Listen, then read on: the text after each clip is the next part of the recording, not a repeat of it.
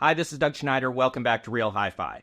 Today I want to talk about price again. Last time I talked about price, how it doesn't necessarily correlate, or doesn't often correlate, in fact, with performance. Today I want to talk to those people who are so worried about the really high price stuff, the stuff that costs $1 bazillion, and why they should just get over it. But first, let me explain where this is coming from. I can't log on to my computer these days without finding someone somewhere, whether it's a forum or a Facebook group or in a video, basically whining about the super high-priced hi-fi gear out there. High tens of thousands, maybe hundreds of thousands of dollars. And their worry is that this is somehow going to destroy hi-fi. It's all so-called Oligarch audio, and all of regular hi-fi is gonna just die because of it. But this is basically complete BS because of something few people talk about, but I want to talk about today. And that is, yes, there is that really expensive stuff, but alongside it is more inexpensive, affordable, and better stuff than we've ever had. It's in abundance. There's no shortage of it. All that's really happening is this really expensive stuff is playing an outsized role in terms of perception and what we see. And that's largely because of social media. You can just publish things everywhere. So you log on and you see this speaker for hundreds of thousands of dollars, or this amplifier for many tens or even hundreds of thousands of dollars, and you think, oh, all of hi-fi is about that. And the unfortunate casualty in all this is all the really expensive, affordable gear that's out there. Like I said before, we have more of it today than we've ever had in the past. And to better illustrate my point, I want to ramble off company names that basically popped to mind as I was formulating the ideas for this video. Companies that I know make world-class, sometimes world-beating hi-fi components across a broad range of, let's say, attainable prices. And they're not always going to be inexpensive, but they're not going to be so out of reach that they're only affordable by the tiniest fraction of the world population. Now, I apologize to those companies I left off. It wasn't deliberate. These popped to mind. And this list only contains a fraction of the whole, which should then indicate to people watching that there are many companies out there making attainably priced gear. So here goes.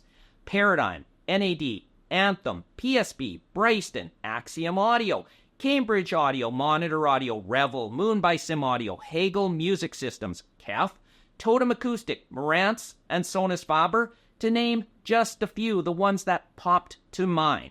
So why then is there this fixation in the really stratospherically priced stuff? Human nature, that's all. Amplified today by social media.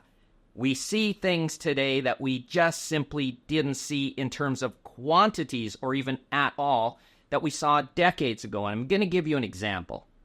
Almost 40 years ago, a friend of mine was a partner in a hi-fi store, and he was the practical partner, always very down to earth. And he got really frustrated with his partners one day because he told me they sell one super expensive amplifier, tens of thousands of dollars, and they talk about it for 6 months. Yet, they sell literally hundreds of affordably priced integrated amplifiers or similar electronics, and they never talk about them.